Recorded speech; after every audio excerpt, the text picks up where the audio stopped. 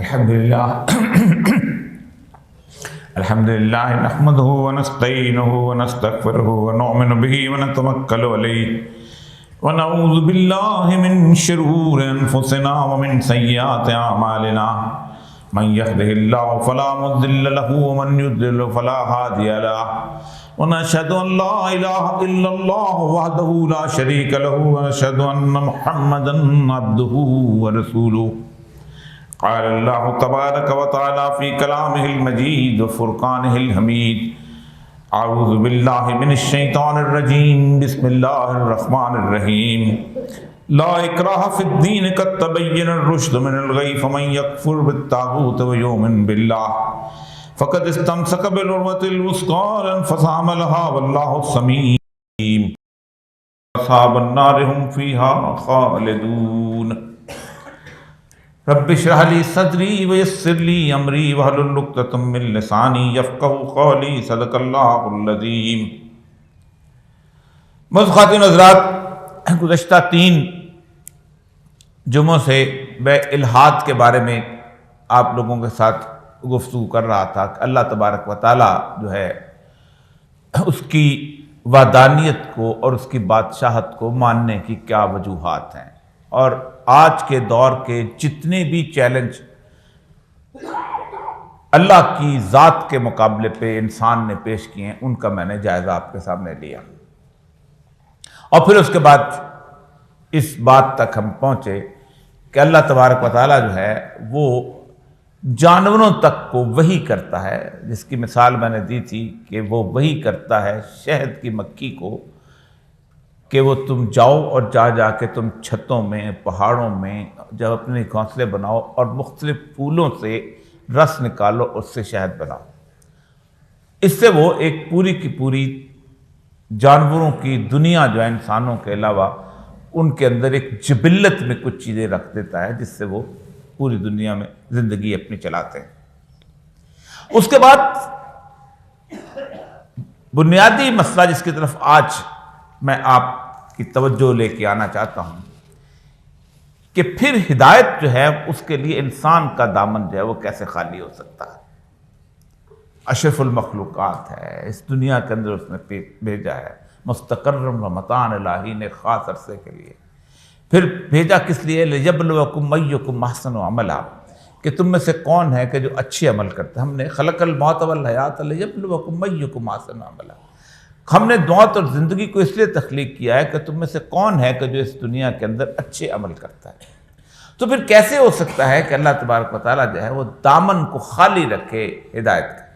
اس لیے انبیاء کی ایک مکمل لڑی ہے کہ جو شروع سے لے کے آخر تک اللہ تبارک و تعالیٰ کی ذات کا اعلان کرنے کے لیے بھیجتی گئی ہے، اور ان میں سے کوئی ایک شخص بھی ایسا نہیں ہے کہ جس نے خدا کی وحدانیت، جسے مونوتھیزم کہتے ہیں کہ ایک اللہ ہے، اس کا انکار کیا.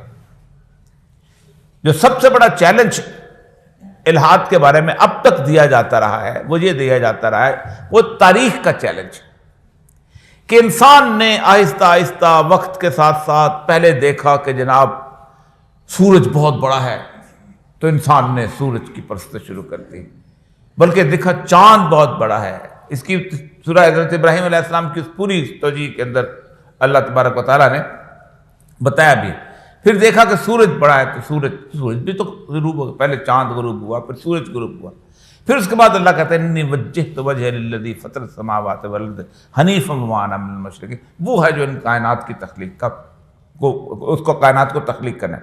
یہ تو بعد کی باتیں ہیں. یہ تاریخ میں کہتے ہیں جی انسانوں نے کہا، کسی نے کہا جی سمندر جو ہے وہ بہت بڑا ہے، دریا بہت بڑا ہے، ہمیں وہ بینیفٹ دیتا ہے.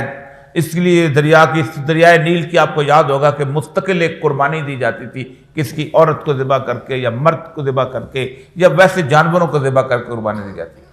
لیکن تاریخ 5000 سال کی تاریخ، انسانی تاریخ پہلا واقعہ بیان کرتی ہے، وہ طوفان نوح کا واقعہ ہے. اس سے پہلے تمام تر ٹوائنبی کی کتابیں نکال لیں، باقی کتابیں، پہلا واقعہ جو ہے سیدنا نوح علیہ السلام کا واقعہ ہے، اور وہ اللہ تعالیٰ کی وحدانیت کی دعوت ہے. جتنے بھی اپنشد ہیں ہندوؤں کے، جو گیتا ہے ان کی جو یجروید خاص طور پہ ہے، اس کے اندر بھی اللہ تبارک و تعالیٰ کی وحدانیت کا، ایشور کا تصور ہے۔ اب یہ بات تو طے کر لی، اب ہدایت کیسے میں آپ اور ہم آج کے حالات کے اندر ہدایت کی طرف جائیں کیسے، اور ہماری حالت ایسی کیوں ہے کہ ہم کو اللہ ہدایت بھی ملی ہوئی ہے، نبی صلی اللہ علیہ وسلم بھی ہمارے درمیان موجود ہیں، قرآن بھی ہمارے پاس موجود ہے، پھر ہماری حالت ایسی بری کیوں ہے، اور پوری دنیا میں ہم ذلیل و رسوا کیوں ہیں؟ اور پھر وجہ کیا ہے کہ اللہ تبارک و تعالیٰ نے کیا بیسک اصول رکھے ہیں کسی کائنات کے اندر ہدایت کے، اور ہدایت کے ساتھ ساتھ اس بستی کے اندر امن اور سکون اور اطمینان کے۔ میں نے جو آیات آپ کے سامنے رکھی قرآن پاک کی، آیت الکرسی کے فوراً بعد آتی ہے سب سے بڑی تبہر والی اللہ تبارک و تعالیٰ کے اس اعلان کی کہ اس کو اس کائنات کا مالک ہے، وہ آیت الکرسی ہے جو آپ اکثر پڑھتے ہیں۔ لیکن اس کے آگے جو پورا بیان ہے، اللہ فرماتا ہے لا اکراہ فی الدین، دین میں ہم نے کوئی جبر نہیں رکھا۔ عیسائی بننا چاہتا ہے عیسائی ہو جائے، یہودی بننا چاہتا ہے یہودی ہو جائے، ہندو بننا چاہتا ہے ہندو ہو جائے، مجھے نہیں ماننا چاہتا نہ مانے، بالکل کوئی جبر نہیں، جاؤ۔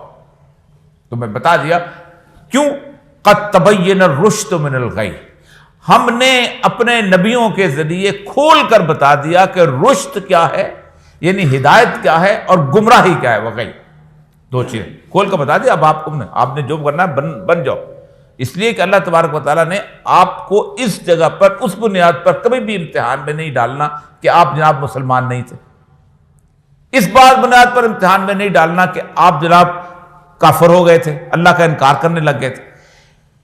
لیکن اس کے بعد اللہ کہتا ہے کہ جب تم اس چیز کو پہچان لو، رشد اور اس کو، فمن یکفر بالطاغوت ویؤمن باللہ، اور پھر کوئی جو شخص طاغوت کا انکار کرے گا اور اللہ پر ایمان لائے گا، پھر فقط استمسک بالعروۃ الوثقی، پھر اس نے ایک ایسی مضبوط سہارا اس نے تھام لیا کہ جو ٹوٹنے والا نہیں، عروۃ الوثقی ٹوٹنے والا نہیں، لن فسام لہا واللہ سمیع علیم، اور جو سب کچھ سننے والے جانے۔ اب یہاں پر آپ آئیے، یہاں پر اللہ فرماتے ہیں کہ پہلے آپ نے طاغوت کا انکار کرنا ہے، اور پھر اس کے بعد کسی اور چیز کی طرف آپ کو سہارا ملے گا۔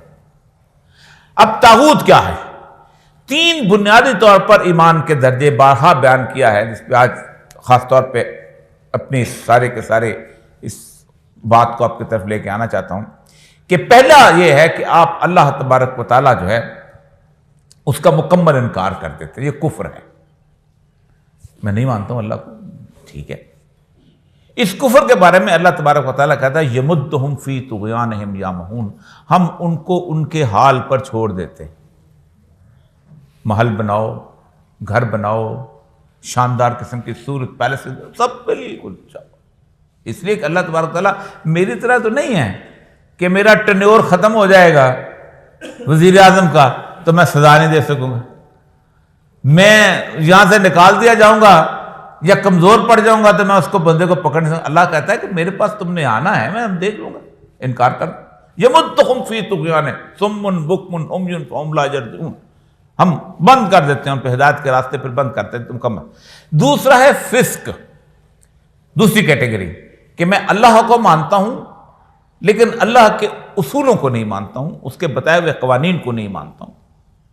اللہ مجھے کہتا ہے اٹھ کے نماز پڑھو، میں کہتا ہوں کہ نہیں، ٹھیک ہے کوئی مسئلہ نہیں ہے، پڑھ لیں گے، جوانی میں کوئی بات نہیں، بڑھاپا آئے گا تو اللہ کو یاد کرنا، اللہ کو منا لیں گے، باقی کسی چیز پہ ہم نے کبھی یہ نہیں کرتے۔ یہ اللہ فسق ہے، اس میں بھی اللہ تبارک و تعالیٰ کہتا ہے جب وہ کوئی مستقل اس طرف چل پڑتا ہے فسق کی طرف، واللہ لا یہدی القوم الفاسقین، پھر اللہ فاسقین کی قوم کو ہدایت نہیں دیتا۔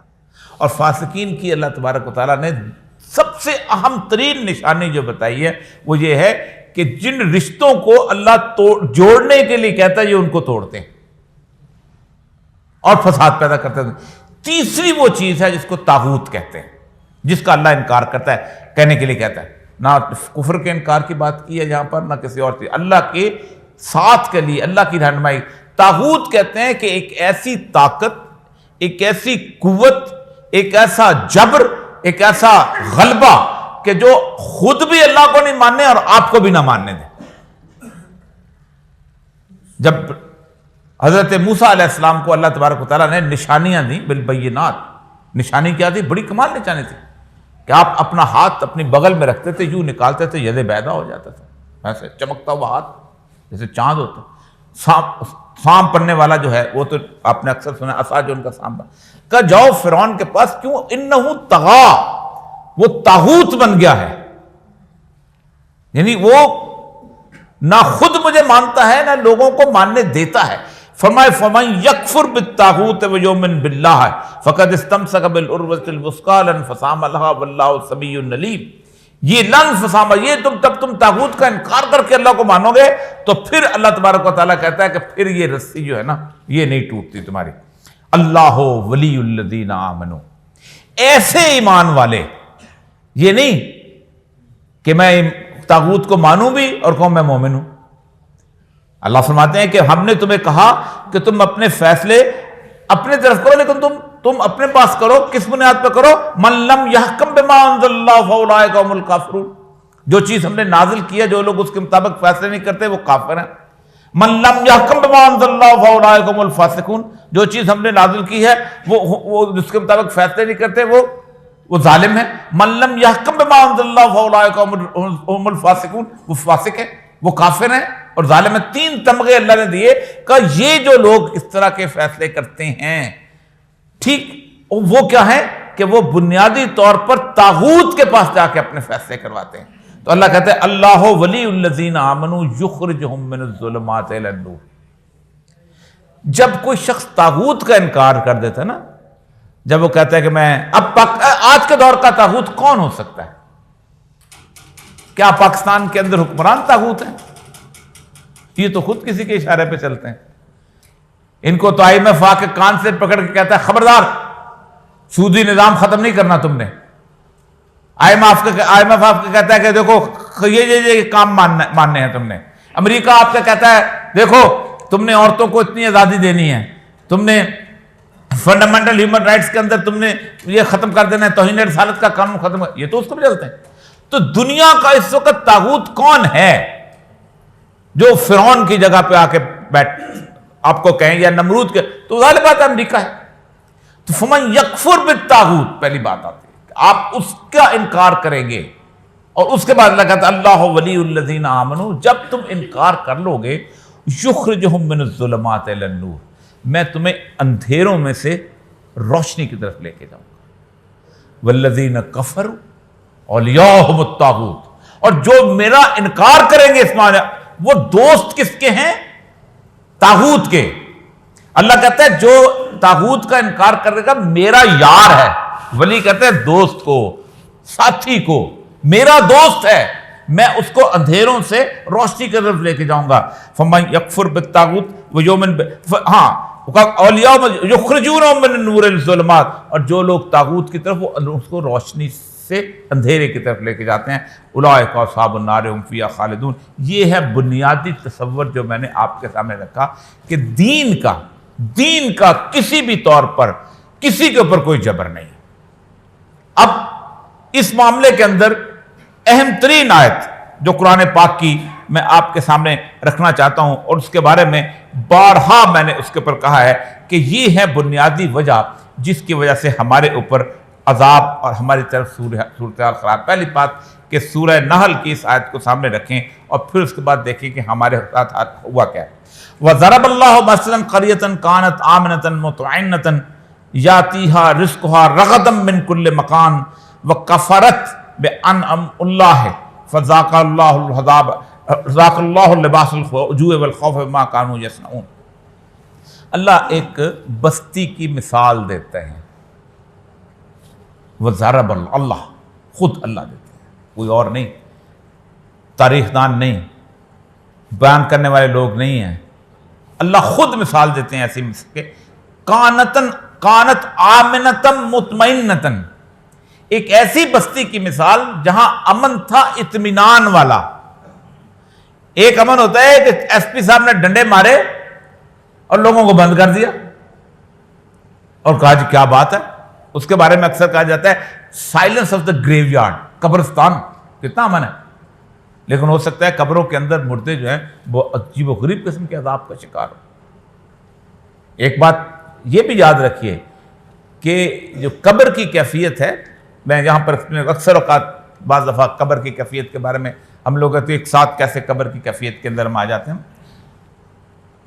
ہمارا پوری کی پوری صورتحال جو ہے، جو کہا جاتا ہے نا کہ عذاب کا گڑھا ہے اور جنت کا دروازہ ہے، اللہ فرماتا ہے جب تم سو جاتے ہو تو میں تمہاری روح کو باہر نکال لیتا ہوں، تمہارے کف سے انسل سے باہر نکال لیتا ہوں، اور وہ منڈلاتی رہتی ہے اوپر، اور اس دوران آپ خواب دیکھتے رہتے ہیں.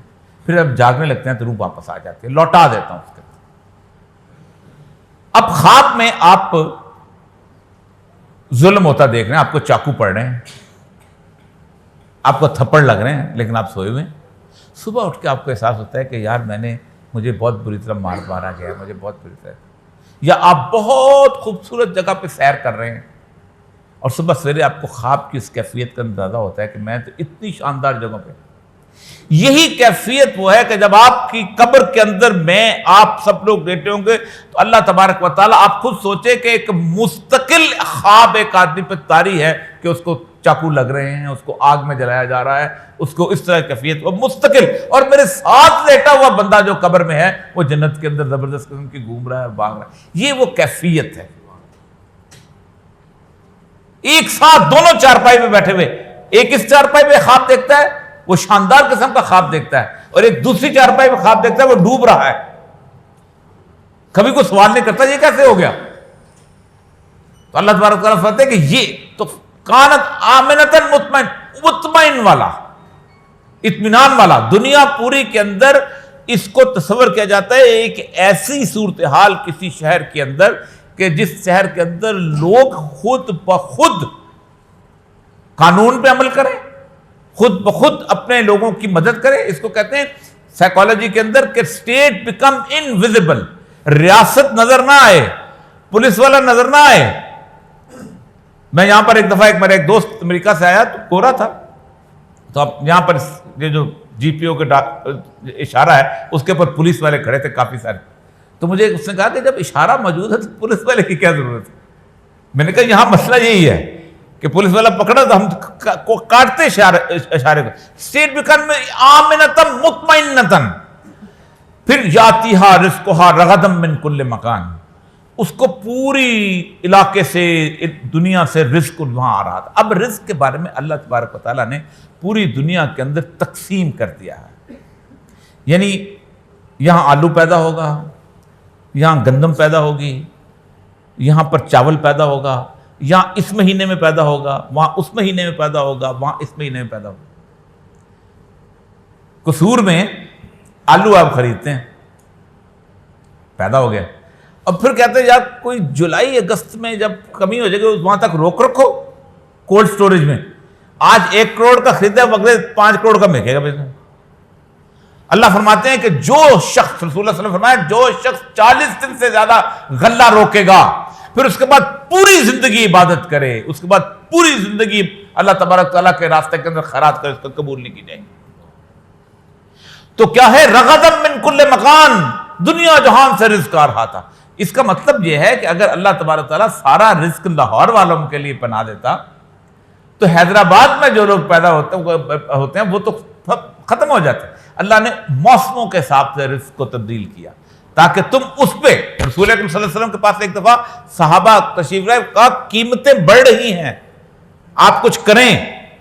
فرمایا قیمتیں اللہ مقرر کرتا ہے، اور میں قیامت کے دن اس حالت میں نہیں جانا چاہتا کہ میں تمہیں کوئی ایسا حکم دوں کہ جو اللہ کے نافرمانی میں والا. کیا ہے آج کی modern science? Demand and supply. ایک چیز زیادہ آ گئی، مارکیٹ میں قیمتیں کم ہو گئی. ایک چیز کم ہو گئی. اور کیا کم کیسے ہوتی ہے؟ اللہ کم نہیں کرتا، تم روکتے ہو اس کو، تم اس کو کنٹرول کرتے ہو، اور تم اللہ کے رسول کہتے ہیں تعاون اللہ تعالیٰ تم پہ نافذ کرے. رغدم من کل مکان، ہر جگہ سے آ رہا تھا. فکفرت بانعم اللہ. اللہ نے پھر اللہ کی انہوں نے کفران نعمت کرنا شروع کر دیا. میں خود اگاتا ہوں.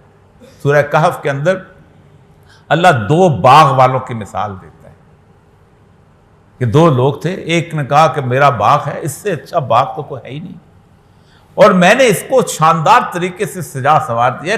کوئی اس کو کون تباہ کرے گا؟ یہ تو ایسا ہے کہ میری اولادیں کھائیں گی. اور دوسرے نے اس کو کہا کہ تم نے اللہ کا انکار کر رہے ہو, تم باغ کے اندر داخل ہوتے ہوئے آپ کم از کم لا حول ولا قوت الا باللہ حضور پڑھو, قل ماشاء اللہ ولا حول ولا قوت الا, کہ تم ماشاء اللہ ضرور کہو تاکہ تم. اللہ کہتا ہے پھر ہم نے اس کا پورے کا پورا باغ یوں اجاڑ دیا, تباہ و برباد کر دیا. اب یہاں اس بندے کے منہ سے کیا نکلا؟ کچھ نہیں نکلا. یہاں کوئی شرک کی بات ہے؟ کوئی بتوں کی پوجا کر رہا ہے؟ نہیں کر رہا نا. کوئی یہ کہہ رہا ہے کہ میں جناب اللہ کے ساتھ کسی پیر کو شریک بنا رہا ہوں؟ نہیں. اس کا کاش میں شرک نہ کرتا اللہ کے ساتھ. یعنی جو شخص یہ سمجھتا ہے کہ اس کا باغ وہ خود آباد کرتا ہے وہ شرک کرتا ہے, وہ باغ سے خود فصل پیدا کرتا ہے وہ شرک کرتا ہے, اس کی محنت سے یہ باغ آباد ہوا ہے وہ شرک کرتا ہے. آپ اپنے آپ کو اللہ تبارک کی مرضی کے مقابلے اپنے آپ کو اللہ تعالیٰ کے ساتھ, اور یہی اللہ تبارک تعالیٰ نے کہے کہ وہ شخص کیا کرتا ہے کہ وہ بنیادی طور پر اللہ تبارک تعالیٰ فرماتے ہیں کہ وہ نفسانی خواہشات کو اپنا خدا بنا لیتا ہے.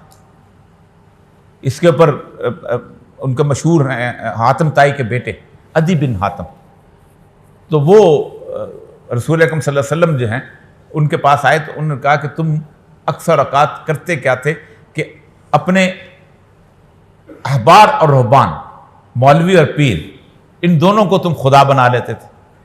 تو انہوں نے کہا ایسا تو نہیں, ہم تو اللہ کو مانتے ہیں. کہا جو وہ کہتے تھے اس کو تم فائنل کر لیتے تھے, کہتے تھے یہی ہے, یہی تو ہے, تم شرک کرتے تھے. تو اللہ فرماتے ہیں کہ فذاق اللہ لباس الجوع والخوف. اب اللہ کیا کرتا ہے؟ دو چیزوں کا لباس پہنا دیتا ہے. لباس پہنا دے, لباس کا مطلب ہوتا ہے کہ آپ کا سر سے لے کے پاؤں تک آپ پورے کے پورے اس کے اندر موجود آ جاتے ہیں, آپ کے اوپر اوڑھنی ہو جاتی ہے. دو چیزوں کا, جوع والخوف. میں تمہیں خوف کا لباس پہنا دیتا ہوں اور تمہیں بھوک کا لباس پہنا دیتا ہوں. ومن اعرض عن ذکری وان له معیشۃ ضنکا. میں ان کو معیشت زنکا کا شکار کرتا ہوں. معیشت زنکا کیا چیز ہے؟ عربی کے اندر زنکا کہتے ہیں کسی چیز کے ہوتے ہوئے بھی آپ کی گزران مشکل ہو جائے. آپ کے پاس پیسے ہیں, بجلی نہیں آ رہی. آپ کے پاس پیسے ہیں, گیس نہیں آ رہی. آپ کا سرمایہ موجود ہے لیکن اس کے باوجود آپ اپنا تحفظ نہیں کر سکتے. آپ سوچتے ہیں میرا بیٹا باہر گیا اغوا ہو جائے گا. جس نے میرے ذکر سے آراز کیا میں اس کو معیشت زنکا کا شکار کر دوں گا, اور میں قیامت دن یوم القیامت میں قیامت کے اس کو اندھا اٹھاؤں گا. وہ کہے گا میں تو دنیا میں تو جاگتا تھا, مجھے اندھا کہا تم اندھے تو تھے. تو لباس الجوع والخوف بما کانوا یصنعون, اور وہی ان کا اوڑھنا اور بچھونا بن جاتا ہے. اب یہ ہے بنیادی تصور جس کے اوپر میں آپ کو یہاں لے کے آیا ہوں کہ اب جب لباس الجوع والخوف تو ہم نے پہن لیا, یہ کیسے پہن لیا؟ خیرات کرتے ہیں, دنیا جہان کے اندر ہم زبردست قسم کی جو آپ کہتے ہیں 5 وقت کے نمازیں پڑھتے ہیں, اتنی تراویح بھی ہوتی ہے, پھر کیا ہوتا ہے ہمارے کو؟ اللہ تبارک تعالیٰ نے بنی اسرائیل پر جو عذاب کی صورتحال ہے اس کو اللہ نے ایک جگہ ایکسپلین کرتے ہوئے, واضح کرتے ہوئے, سورہ بقرہ کی آیت ہے, اور بار بار میں نے اس آیت کو آپ کے سامنے رکھا ہے کہ افتؤمنون ببعض الکتاب وتکفرون ببعض. تم کتاب کے کچھ حصے کو مانتے ہو اور کچھ حصے کو نہیں مانتے. وجزاؤہم من یفعل ذلک منکم الا خزی فی الحیاۃ الدنیا. جو کوئی ایسا کرے گا, اللہ فرماتا ہے میں اس کو آخرت پہ نہیں چھوڑتا ہوں.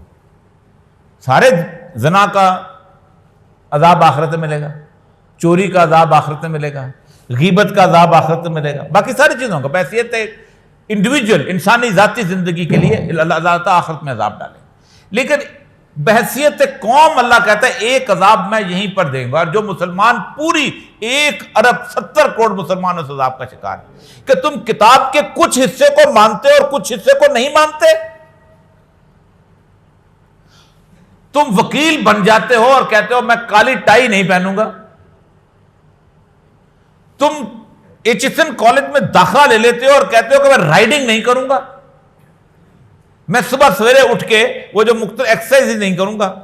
تم سول سروس اکیڈمی میں آ جاتے ہو امتحان دے کے پاس کر کے، لیکن اس کے باوجود کہتے ہو کہ سول سروس اکیڈمی کے کچھ قانون میں مانتا ہوں، کچھ نہیں مانتا ہوں۔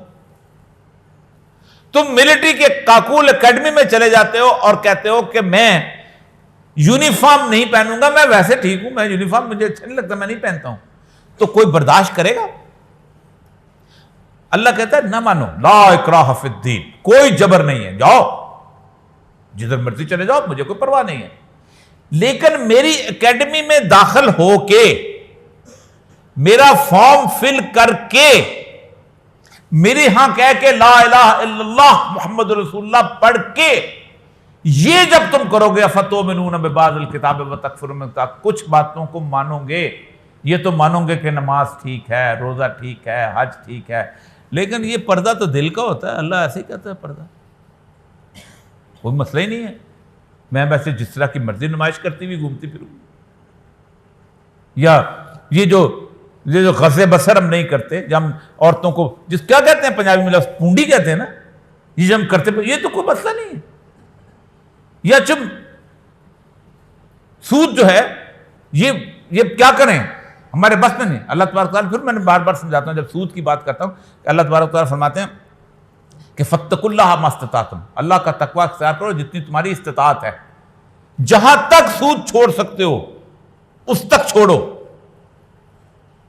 اور اس سے حقارت کرو۔ تو یہ جب آپ ایسا کرتے ہیں، اللہ کہتا ہے کہ کیا ہے، وَجَزَاءُ مَن يَفْعَلُ ذَلِكَ، میں کیا ہے جزا دوں اس کے، إِلَّا خِزْيٌ فِي الْحَيَاةِ الدُّنْيَا، خزی کہتے ہیں بدنامی کو، یعنی اللہ تعالیٰ ان کو دنیا کے اندر ناکام و نامراد کر دیتا ہے، ہر چیز ہوتی ہے ان کے اندر، إِلَّا خِزْيٌ فِي الْحَيَاةِ الدُّنْيَا۔ کیا ہے آپ، دنیا کی کون سی دولت ہے جس امت مسلمہ کے پاس نہیں ہے؟ 50 ریاستیں ہیں امریکہ کی اور 57 ریاستیں ہیں مسلمانوں کے، ذلیل و خوار، خزی کہتے ہیں ذلیل و خوار کر دوں گا میں تو۔ تیل جتنا امریکہ کے پاس نہیں ہے اتنا ہمارے پاس ہے، جتنی بھی فصلیں شاندار قسم کی پیسچر لینڈ جتنی مسلمانوں کے 57 ملکوں کے اندر ہے اتنی امریکہ کے پاس نہیں ہے۔ کون سی ایسی معدنیات ہے جو ہمارے پاس نہیں ہے؟ ان ساروں کو اگر اکٹھا کر کے یونائٹڈ اسٹیٹ آف اسلام اگر کر لیا جائے، لیکن 57 کے 57 ذلیل و رسوا ہیں کہ نہیں ہیں؟ 1 ارب 70 کروڑ مسلمان 7 اکتوبر سے لے کے آج مارچ آ گیا ہے، 20 لاکھ مسلمانوں پر روز بمباری ہوتی ہے، ایک گندم کا دانہ، ایک پانی کا قطرہ، ایک ایسپرو کی گولی ان کو نہیں پہنچا سکتے۔ وَجَزَاءُ مَن يَفْعَلُ ذَلِكَ، تمہیں کیا ہے، إِلَّا خِزْيٌ فِي الْحَيَاةِ الدُّنْيَا، میں تمہیں دنیا میں ذلیل و خوار کر دوں گا۔ وَيَوْمَ الْقِيَامَةِ يُرَدُّونَ إِلَىٰ أَشَدِّ الْعَذَابِ، اور قیامت کا دن عذاب تو میں نے علیحدہ رکھا ہوا ہے تمہارے لیے۔ کیوں تم آدھی چیز کو مانتے ہو اور آدھی کو نہیں مانتے ہو؟ جاؤ چھوڑ دو مجھے۔ اور پھر اللہ یہ کہتا ہے کہ چھوڑ دو تو یہ نہیں ہوتا کہ تمہیں اللہ تعالیٰ نعمتیں بند کر دے گا۔ لا یغرنک تقلب الذین کفروا فی البلاد، تمہیں کافروں کا خوشحالی سے شہروں میں چلنا پھرنا دھوکے میں نہ ڈال دے تمہارے لیے۔ اللہ فرماتے ہیں کہ یہ تو دھوکے کا سامان ہے، متاع الغرور۔ تو بنیادی طور پر اللہ روکے گا نہیں، نعمتیں بھی دے گا، سڑکیں بھی دے گا، بازار بھی دے گا، شاندار چیز بھی دے گا، لیکن بنیادی پیکج دے گا۔ تو یہ ہے بنیاد۔ اب آتے ہیں کہ اللہ تبارک و تعالیٰ تبدیل کب کرتا ہے، یہ بڑی امپورٹنٹ چیز ہے جس کے اوپر آج ساری کی ساری اس پہ بحث ہے۔ ایک تو بنیادی طور پر اللہ تبارک و تعالیٰ نے اس سارے کے سارے سسٹم کو جو اس کائنات کے اندر ہمارے ہے 3 حصوں میں تقسیم کیا۔ لہو معقبات من بین یدیہ ومن خلفہ یحفظونہ من امر اللہ۔ جب تم اس کو مانتے ہو نا، ساری باتیں مانتے ہو، جب اس کے دین پہ عمل کرتے ہو، اس کے دین کو نافذ کرتے ہو، آپ سوچیں کیا مسلمان تھے کہ آپ کسی بندے سے پوچھیں نا کہ یار سب سے اچھی چیز کیا ہے دنیا کے اندر جس کو لوگ اس پہ عمل کرتے ہیں، تو لوگ کہتے ہیں کہ اچھی چیز یہ ہے میرا کلچر، یار شلوار قمیض، یار زبردست قسم کی اٹھنا بیٹھنا چلنا پھرنا۔ اس میں سب سے اچھی کہتے ہیں جی زبان، ماں بولی۔ وہ سکھ ملا جناب، کمال، مزہ آ گیا۔ میں انگلینڈ میں گھوم رہا تھا، زبان میری ٹیڑھی ہوئی تھی، پنجابی بولی، مزہ آ گیا۔ پٹھان کو یہاں پر اپنا پٹھان ملتا ہے، وہ کہتے ہیں روغبڑ کرتا ہوں، مزہ آ گیا۔ روغبڑ کرتے ہیں جب اس طرح اور بندہ آپس سے ملتا ہے تو زبان۔ جس وقت آپ یہ سب لوگ اللہ کے دین پہ قائم تھے، جس جگہ پہ مسلمان لے کے دین پہنچے ہیں وہاں کی زبان بدل گئی۔ عراق میں بھی کبھی عربی نہیں بولی جاتی تھی، شام میں کبھی عربی نہیں بولی جاتی تھی، مصر میں کبھی عربی نہیں بولی جاتی تھی، اردن میں کبھی عربی نہیں بولی جاتی، مراکش میں کبھی عربی نہیں بولی جاتی، سوڈان میں کبھی عربی نہیں بولی جاتی۔ They are part of the Arab world. آج عرب لیگ کا اجلاس ہوتا ہے تو اس میں یہ سارے لوگ وہ ہیں جن کے دادا پردادا نے کبھی عربی بولی نہیں تھی۔ صبغۃ اللہ، اللہ کے رنگ میں یوں رنگ جاتے ہیں۔ تو اللہ کہتے ہیں جب تم یہ کرنے لگتے ہو تو میں لہو معقبات، اس کے پہرے دار انسان کے آگے پیچھے مقرر ہوتے ہیں جو اللہ کے حکم سے اس کی نگہبانی کرتے ہیں۔ سبحان اللہ۔ اللہ کیا کہتا ہے؟ اللہ ولی الذین آمنوا، میں تمہارا دوست بن جاتا ہوں جب تم طاغوت کا انکار کرتے ہو۔ کیا کرتا ہوں؟ اللہ ولی الذین آمنوا یخرجہم من الظلمات الی النور، میں تمہیں اندھیروں سے روشنی میں لے کے آتا ہوں۔ پھر تم جب چھوڑ دیتے ہو سب کچھ، ہر چیز ختم ہو جاتی ہے، تباہ و برباد ہو جاتا ہے، پھر ایک اللہ کہتا ہے ایک میں تمہارے لیے ایک نشانی بتاتا ہوں جب میں تمہارے اوپر رحم کرنے لگتا ہوں۔ پہلی بات تو یہ ہے کہ عذاب کب آتا ہے، وہ اور علیحدہ بات ہے، وہ آخری سٹیج ہے، درمیان کی ایک سٹیج ہے۔ میں سمجھتا ہوں اس وقت پاکستان کے مسلمان اس سٹیج سے گزر رہے ہیں، درمیان کی سٹیج۔ اللہ فرماتے ہیں ان اللہ لا یغیر ما بقوم حتی یغیر ما بانفسہم، ہم کبھی کسی قوم کو اس وقت تک نہیں بدلتے جب تک وہ خود بدلنے کی خواہش نہیں کرتے۔ اچھا اس آیت کو پوری طرح پڑھ لیں، صحیح طرح سمجھنے کی کوشش، بہت ضروری۔ ہم بدلتے ہیں، تمہارا کام جو ہے خواہش کرنا ہے اور اس طرف قدم اٹھانا ہے۔ ہم بدلتے ہیں، یہ بنیاد چیز رکھو۔ ہمارے اندر یہ تصور بنیادی طور پر شرک کے بارے میں اتنی اہم ترین ہدایات ہیں کہ جس کے اندر یوں ہے کہ جیسے شرک کے جیسے کالے کمرے کے اندر کالے پہاڑ کے اوپر کالی چیونٹی کو ڈھونڈنا، اس طرح دلوں کے اندر جاگزین ہو جاتا ہے۔ ایک لفظ ہم عام بولتے ہیں، بڑا سیلف میڈ ہے جی، وہ دیکھو جی چوکیدار کے گھر میں پیدا ہوا، کیا بن گیا؟ کچھ نہیں بن سکتا تھا اگر اللہ نہ ہوتا۔ 10 لاکھ اور چوکیدار کے گھروں میں بچے پیدا ہوتے ہیں، تمہاری کیا حیثیت ہے، تمہاری کیا اوقات ہے؟ نہیں بدلتا میں، لا یغیر ما بقوم حتی یغیر ما بانفسہم، جب تم اندر سے بدلنے کی خواہش تمہیں اندر پیدا نہ ہو جائے۔ اور اللہ کہتا ہے جب یہ بدلنے کی خواہش پیدا ہوتی ہے پھر کہتے ہیں اللہ ولی الذین آمنوا۔ اور کیوں؟ پہلی بات طاغوت کا انکار کر دو۔ اور آج کے دور کا طاغوت کون ہے؟ یاد رکھیے جو سب سے پاورفل ہوتا ہے اس کائنات میں زمین کے نیچے۔ جب سیدنا ابراہیم آئے تھے تو طاغوت کون تھا؟ نمرود تھا۔ ہینگنگ گارڈن آف بیبلونیا، میلوں لمبے لمبے زبردست قسم کے شاندار قسم کے اس کے باغات تھے جو کہ لٹکے ہوئے تھے، جن کے نیچے ستون نہیں تھے۔ ہیمورابی کے ایڈکٹس یوں لکھے ہوتے تھے، یہ قوانین ہیں، یہ چیزیں ہیں، وہ چیزیں ہیں۔ سیدنا موسیٰ علیہ السلام کے معنی میں کون طاغوت تھا؟ فرعون۔ انا ربکم الاعلی، میں کائنات، میں تمہیں بہترین رزق دینے والا ہوں۔ طاغوت بنیادی طور پر زمین پہ بادشاہت کا اعلان کرتا ہے، کائنات پہ بادشاہت کا اعلان نہیں کرتا۔ سب کو پتا ہوتا ہے کیونکہ سیدنا ابراہیم علیہ السلام کا جب نمرود کے ساتھ مکالمہ ہوا ہے تو اس نے کہا کہ میرا اللہ زندہ، آپ نے فرمایا میرا اللہ زندہ کرتا ہے، میرا اللہ مارتا ہے، میں بھی یہی کرتا ہوں۔ تو آپ نے کہا میرا اللہ مشرق سے سورج نکالتا ہے، تم ذرا مغرب سے نکال کے دکھاؤ۔ فبہت الذی کفر، کافر حیران و پریشان رہ گیا۔ تو بنیادی طور پر طاغوت اللہ کا انکار نہیں کرتا، زمین پر اپنی بادشاہت کا اعلان کرتا ہے، فمن یکفر بالطاغوت ویؤمن باللہ، اور جب آپ اس کا انکار کرتے ہیں اللہ کہتا ہے میں تمہارا بن جاتا ہوں دوست، اور پھر میں تمہیں اندھیرے سے روشنی کی طرف لے کے نکلتا ہوں. اور کیوں؟ اور کیا ہے اس کی نشانی؟ کہ ان اللہ لا یغیر ما بقوم حتی یغیر ما بانفسہم، کہ میں پھر اس کے بعد یہ چیز جو ہے کہ میں تمہیں تبدیل کر دوں. اب اس کے لیے تبدیلی کی جو سب سے اہم علامت ایک حدیث سید الانبیاء صلی اللہ علیہ وآلہ وسلم کی، کہ ظلم کا جب آپ ساتھ دینا چھوڑ دیتے ہیں تو پھر آپ اللہ تبارک و تعالیٰ جو ہے وہ آپ کے ساتھ نصرت کی طرف لے کے آتے ہیں. حضرت کعب بن حجرہ بیان کرتے ہیں کہ رسول اللہ صلی اللہ علیہ وسلم ہمارے پاس تشریف لائے، ہم 9 آدمی تھے، 5 عربی 4 عجمی، 4 عربی 5 عجمی، اس طرح انہوں نے کچھ گن کہا کہ یاد نہیں. آپ نے فرمایا سنو، کیا تم سن رہے ہو؟ یقیناً میرے دنیا سے چلے جانے کے بعد کچھ ایسے امیر ہوں گے کہ جو شخص ان کے پاس جائے گا پھر ان کے جھوٹ میں ان کی تصدیق کرے گا اور ان کے ظلم میں ان کا ساتھ دے گا، نہ اس کا مجھ سے تعلق ہے نہ میرا اس سے، اور وہ میرے پاس حوض کوثر پر نہیں آ سکے گا.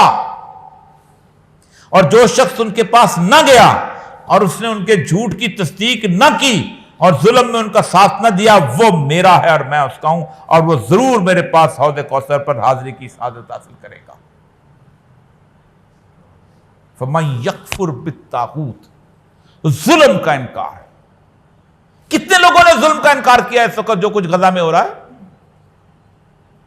بدنصیبی کی حالت دیکھیں کہ آپ پاکستان کیا امت مسلمہ کے ملکوں کے اندر اتنے بھی جلوس نہیں نکلے گے جتنے کافروں کے ہاں جلوس نکلے ہیں. فلپین میں ہم سے بڑا جلوس نکلا ہے، انگلینڈ میں ہم سے بڑا جلوس نکلا ہے، نیو یارک میں بروکلین میں ہم سے بڑا جلوس نکلا ہے. آنسوں سے روئی ہیں وہ لوگ.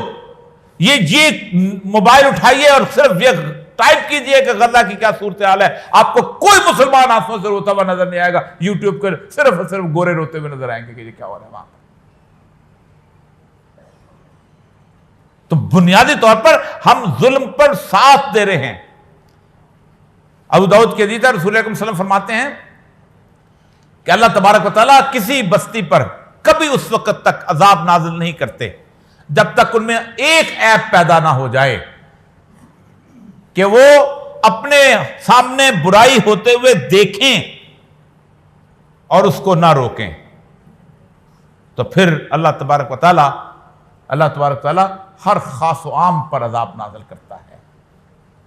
اتقوا فتنة لا تصیبن الذین ظلموا منکم خاصہ، ڈرو اس وبال سے کہ صرف ان لوگوں پر برپا نہیں ہوگا کہ جنہوں نے یہ ظلم کیا ہوگا، بلکہ ہر خاص و عام پر برپا ہوگا. اور ایک بات یاد رکھیے کہ اس دنیا کے اندر جو عذاب آتا ہے یہ آپ کے اعمال کا نتیجہ ہے، انفرادی اعمال کا نتیجہ نہیں ہے.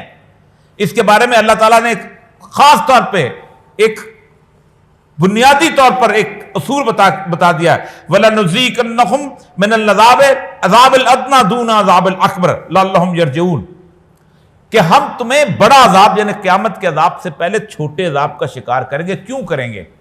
تاکہ تم میری طرف لوٹ آؤ. یہاں جو زلزلہ آتا ہے وہ کسی کی اعمال کا نتیجہ نہیں ہوتا، اللہ کی محبت ہے. جیسے ماں تھپڑ مارتی ہے کہ باز آ جا یہ نہ کر، جیسے باپ جوتے مارتا ہے کہ خدا کے لیے آگ میں مت جاؤ، بچا رہے ہوتے ہیں. اسی لیے جو یہاں پر بچہ جو ہے معصوم جائے گا وہ قیامت کے دن اس کا اعمال کا اپنا حساب ہوگا، جو ظالم جائے گا جابر جائے گا اس کا اپنا حساب ہوگا. اکثر اوقات لوگ سمجھتے ہیں اللہ تبارک تعالیٰ ظلم کرتا ہے. اللہ کہتا ہے میں ظلم نہیں کرتا، میں تمہیں اس عذاب سے بچاتا ہوں. میں اس کمرے میں بیٹھا ہوں، یہ لائبریری بھی میرا کمرہ ہے، میں اپنی اینک جو ہے یہاں سے اٹھا کے لائبریری میں رکھ لوں گا، مجھے کوئی تکلیف ہوگی، مجھے کوئی پریشانی ہوگی؟ نہیں ہوگی.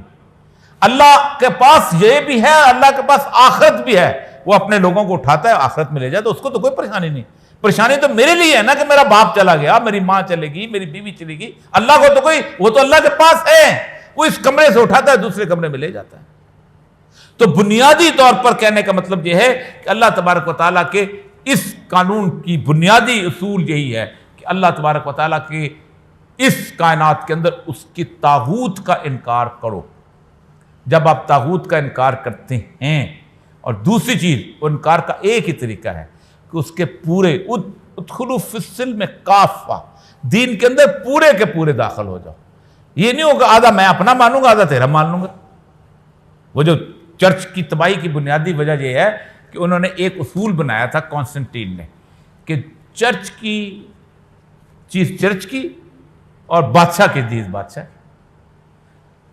ووٹ ظالم جابر کو اس کو، اور مذہب اللہ کا، دین اللہ کی، نوکری طاغوت کی، نماز اللہ کی۔